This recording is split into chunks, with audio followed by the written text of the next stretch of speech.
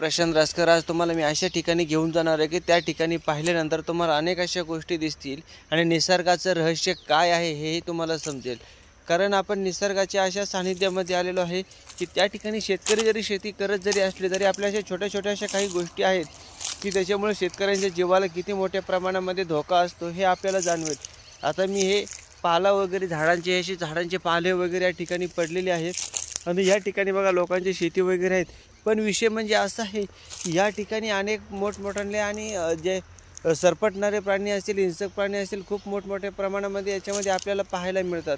कारण ही अशी छोट्या छोट्या गोष्टी आहेत की त्या ठिकाणी शेतकरी हा आपल्या जीवाशी खेळत असतो। रानवनामधून सिंह, तरस, लांडगे, कुत्रे आणि बिबट्याचा मोठ्या प्रमाणामध्ये या ठिकाणी या जंगलामध्ये वावर आहे असे बघू शकतो आपण। या ठिकाणी म्हणजे वातावरण जरी आपल्याला खूप सुरेख दिसलं, आनंदाचं दिसलं, तरी हे खूप धोकादायक आहे। इथे छोटीशी नाली वाहते, पुढे जाऊन ते खूप मोठ्या घोडनदी नावाच्या एका खूप मोठ्या नदीला जाऊन मिळते। छोटासा वडा आहे, पण हा 12 महिने चालत असतो।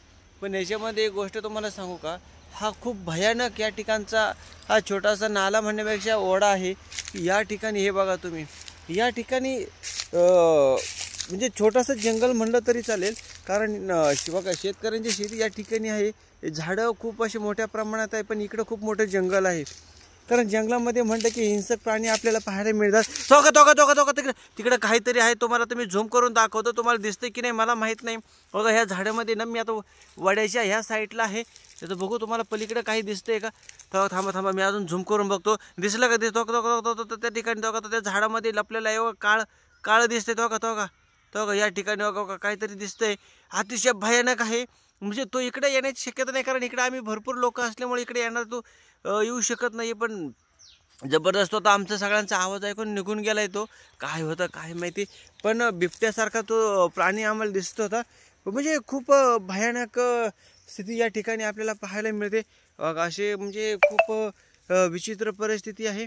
या ठिकाणी बघा छोटासा नाला आहे बघा, तुम्हाला झूम करून दाखवतो नाला।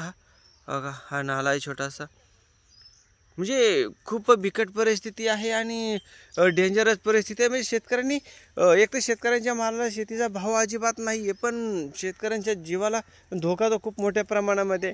सरकार याच्याकडे लक्ष देत नाही आहे, हा वादाचा प्रश्न आहे।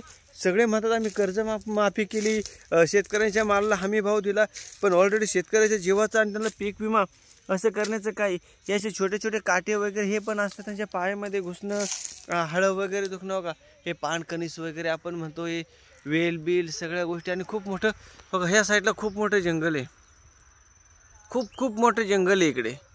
ह्या जंगलाचं म्हणजे त्याच्यामध्ये अनेक प्रकारचे हिंसक प्राणी आहे, सरपटणारे सापाचे तर अनेक प्रकार आहे त्या ठिकाणी खूप।